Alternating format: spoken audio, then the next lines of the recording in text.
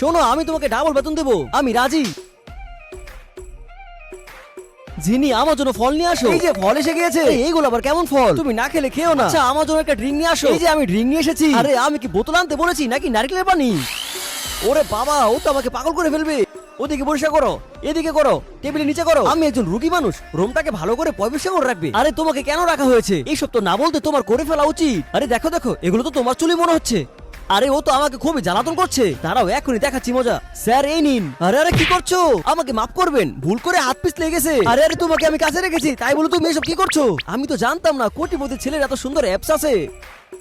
আরে আরে জিনি, তুই এই ছেলেটা এখানে কি করছে? তোর চেহারা দেখাতে কেন লজ্জা পাচ্ছিস? তাহলে তুই কি এখন আমাকে ভুলতে পারিসনি? আর এখন আমার একটি কোটিপতির বাবার মেয়ে গার্লফ্রেন্ড আছে। আরে দেখে কথা বলো, আমি ওর বয়ফ্রেন্ড আর ও আমার গার্লফ্রেন্ড। তুমি এসব কি বলছো? আমি তোমার সম্মান বাঁচাচ্ছি। এই হারটা তোমার পছন্দ তো? আমি অ্যাসিস্ট্যান্টকে বলে এমন একটা হার তোমাকে এনে দেবো। পরবর্তী পর্ব আসছে, লাইক সাবস্ক্রাইব করে কমেন্টে এই সুন্দর ইমোজিটা পাঠিয়ে দাও।